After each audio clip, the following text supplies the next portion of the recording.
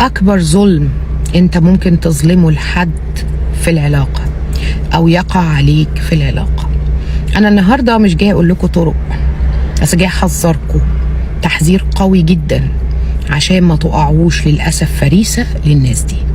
أنا إسراء عثمان، استشارية علاقات زوجية. اللي عايز يبعت استفسارات أو يحجز جلسات يبعت على الانستجرام.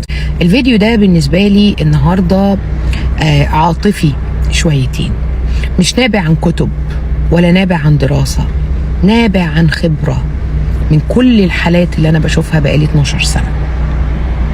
في طريقة بيتبعها الناس اللي معدومي الضمير، وهي إني أنا أأذيك، أخونك، أسيبك، أعمل اللي أعمله. ده بيحصل؟ بيحصل، بس الأسفل والأصعب والأكتر ظلما إن أنا أقنعك إن أنا سبتك عشان أنت وحش، أو أقنعك إن أنا بخونك عشان أنت مش مكفيني، أو أقنعك إن أنت السبب إن أنا أعمل كده، أو أحاول أضحك عليك لحد ما أوصلك إن أنت اللي تقول أنا مش قادر أكمل، وساعتها أقول لك أنت اللي هتمشي، كسرت في قلبي. يعني مش بس أنا بديك وعد وبخلفه، وعد بالإخلاص ووعد بالحب، لا، ده أنا لما أحب أخلفه بدل ما أكون حزين على اللي أنا عملته، بدل ما أتأسف للشخص ده وأقول له معلش أنا غلطت، لا، ده أنا كمان أذيه أذى مضاعف، أذى أس 2، وأقول له أصلي بسببك. الراجل يروح للست يقول لها والله يا حبيبتي أنا عرفت الست دي ما هو بسببك، ما انتي بتنكدي. طب ما هي بتنكد ليه؟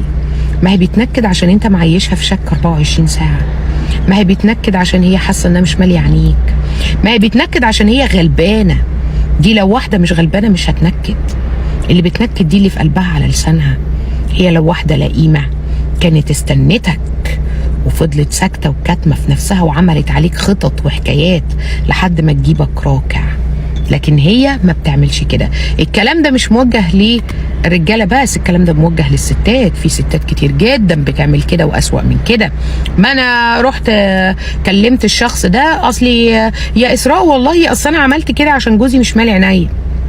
لا يا حبيبتي، انت عملتي كده غلطانه، بس الغلط الاكبر انك بتبرري لنفسك وبتطلعي فيه هو القطط الفطسانه، والناس يا عيني بتصدق. فمش عايزاكوا تقعوا في ده عشان نفسيتكم ما تتعبش.